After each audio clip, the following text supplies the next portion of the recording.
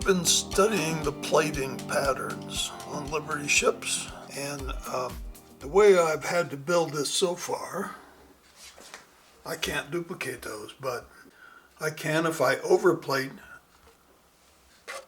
this surface with thinner material cut to the width and length that the original plates were. And so I think that's what I'm going to do. The original plates were about 7 to 8 feet wide and up to 30 feet long. So I'll just cut strips out of very thin styrene and I'll glue them to the exterior in many places. I have taken a few days off.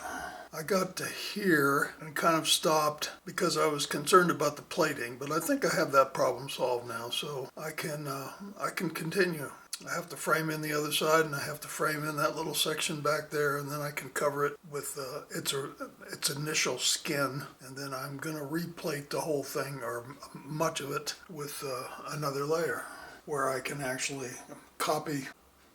I would have had to frame it all so that it had something to connect to if I'd tried to do it as it was originally done.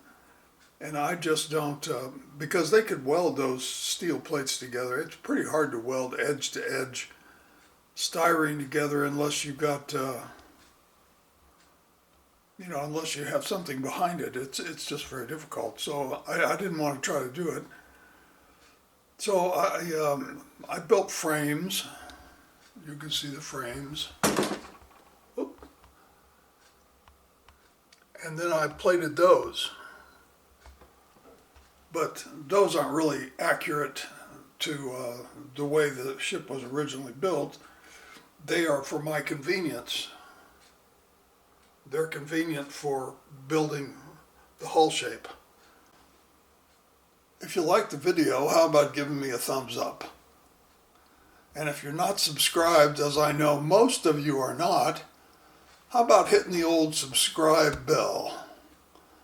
Subscribe and hit the bell so you get a notification if I get a new video out. I'm now looking forward to moving on to the superstructure and some of the details of the cranes and so on. I did manage to find a set of drawings online that will guide me on the detail of the cranes and some of the deck structures, so that's a good thing. I'd say we're coming along good. Keep solving problems. That's the main thing.